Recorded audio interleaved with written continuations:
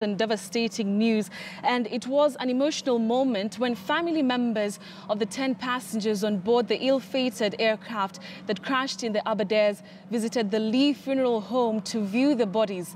Now, as Timothy Otino tells us, the grief witnessed by the family members seemingly now slowly turning into anger as they demand for answers to the cause of the crash for a plane that was meant to land at the Wilson Airport before it was diverted to the Jomo Kenyatta International Airport. We'll be having the details of that story in a few minutes here on Friday Briefing. But as we wait for that, we understand that 3 governors from Central, Rift Valley and Nyanza regions are among senior public officers and private citizens that the Ethics and Anti-Corruption Commission has lined up for prosecution in court starting next week. Now, KTN News has established 48 files have been forwarded to the Office of the Director of Public Prosecutions, signaling that further prosecutions could follow after next week as well. It seems the Integrity Center has also swung in action and ready to drag Top Guns to the courts any time from now. Highly placed sources have confirmed to KTN News of the impending high-voltage arrests and subsequent arraigning in court after EACC finalized investigations on cases surrounding the big fishes.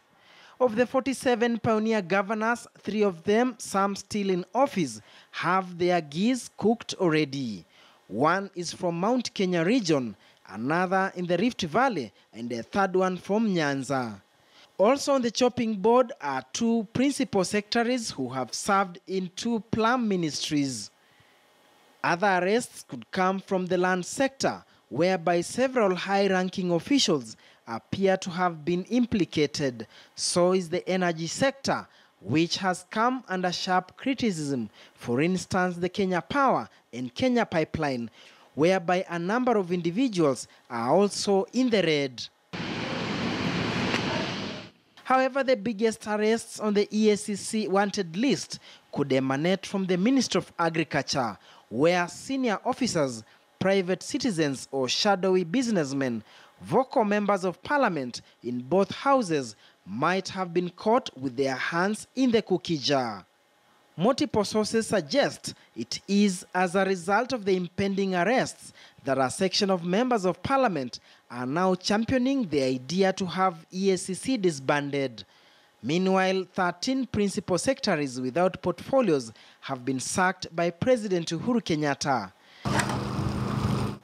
The head of public service, Joseph Kinyua, has written termination of employment contracts to the PSs, informing them that their last working day will be 30th of June 2018. Kinyua has asked all the 13 to hand over to their successors with immediate effect, since there were no reappointments and they have been earning a salary since January with no responsibilities. Duncan Hemba, KTN News. We now want to move